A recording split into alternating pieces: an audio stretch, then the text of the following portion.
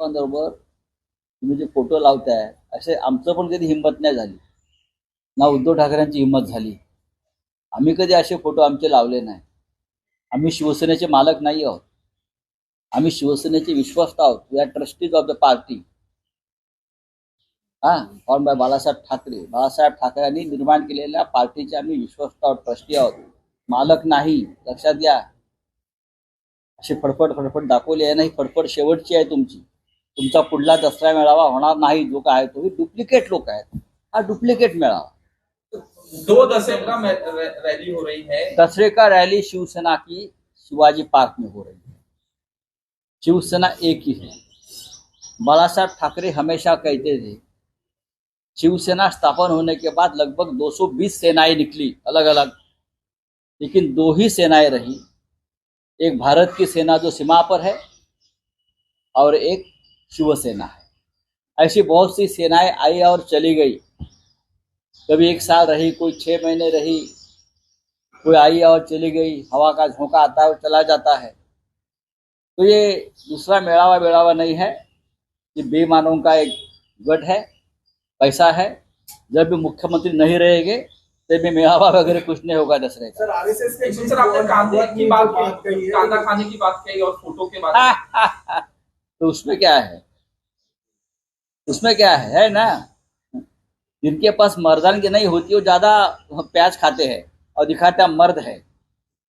ऐसे लोग हैं ये, इसलिए तो प्याज थोड़े महंगे हो गए, कभी कम ज्यादा हो जाते हैं।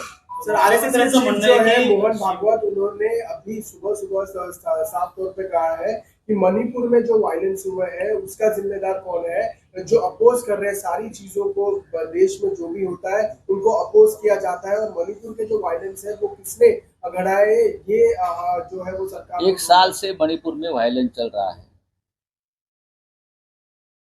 जो गाजा में हुआ है वही मणिपुर में हुआ। कत्लेआम हुई लोगों की वहां। दूसरी बात है, महिलाओं को नंगा करके घुमाया है। और हमारी जो सरकार है केंद्र की, मोहन राव भागवत जी के आशीर्वाद से चल रही है आरएसएस, वो सरकार मणिपुर से भाग गई। उस बारे में आप बोलिए। मणिपुर में आप बोलते हो तो लद्दाख के बारे में बोलिए। मणिपुर के हिंसा में चाइना का हाथ है, सबको मालूम है, इसलिए सरकार चुप बैठी। लद्दाख में चीनी सेना घुस गई है, सबको मालूम है।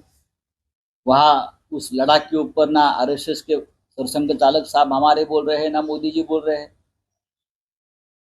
जो राजनीतिक फायदे वाली बात है उसके ऊपर आप बात करते हैं। जो आपके फायदे की बात नहीं है उसके ऊपर आप चुप बैठते हो। आज दशहरा है, एक पवित्र दिन है।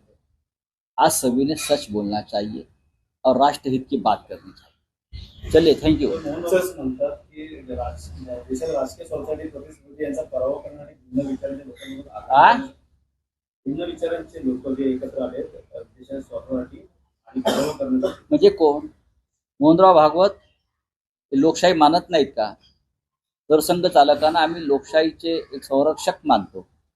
या देशामध्ये भिन्न विचाराच्या लोकांनी एकत्र येऊ नये का? मोहनराव भागवत यांना सांगू इच्छितो की बाळासाहेब देवरा सरसंघ चालक हे तुरुंगात होते आणीबाणीच्या काळामध्ये, आणि तेव्हाही भिन्न विचाराचे लोक एकत्र आले। त्यात भारतीय जनता पक्षही होता, आणि त्या भिन्न विचाराच्या लोकांनी येऊन जनता पक्षाची स्थापना केली आणि त्यांनी हुकुमशाहीचा पराभव केला। आता हे मी मोहनराव भागवत यांना सांगण्याचे